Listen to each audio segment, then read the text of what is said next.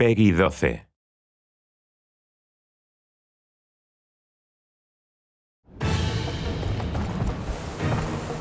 In Path of Fire, we wanted to build upon the mastery system that we started with Heart of Thorns. So we're introducing mounts for the first time into Guild Wars 2. Historically in games, mounts are about traveling fast. To us, mounts are so much more. A phrase we use a lot in the office is the joy of movement. It should feel exciting to move across the Alolan Desert in a variety of ways. Each mount has its own movement ability, its own places that it can get to and no other mount can. It really just kind of strengthens that feeling of exploration that we go for in our maps. Mounts are designed to be these companions that you have that are helping you traverse the world, but in addition to that, they're part of our mastery system. So it's additional horizontal progression.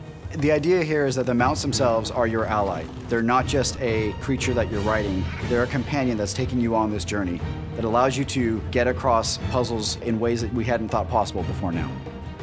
The first mount that players get access to is the Raptor, which has this enormous leap. It can jump across canyons and over roofs. This can be used to reach areas that might be off limits normally to a player. Mounts are not really intended to be a combat tool, they're more of a movement tool. But all of the mounts have a single skill that they can use to engage you into combat. The Raptor's engage skill is this tail spin. It can like pull enemies together, so it's really good for starting off big fights. The next mount most players will encounter is the Springer, just kind of like a mutant bunny or a slightly cuddlier jackalope. It has this leap that takes it up really high in the air. It's a charged up jump, and the longer that you charge it up, the higher up you'll go. And it can also be used to get access to some really fantastic stuff.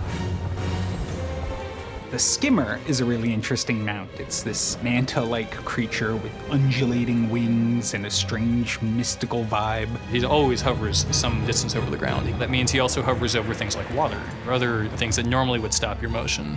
If you're interested in getting to the most forbidding areas, it's going to be really awesome to have the Skimmer. The Jackal is a beast all unto itself. It's created with magical energies, it's living dust. Its primary movement tool is to blink forward a very short distance, so you can use it to cross short gaps. Unlike the Raptor, he's able to change direction in midair, so you can solve certain puzzles that need precise directional movement.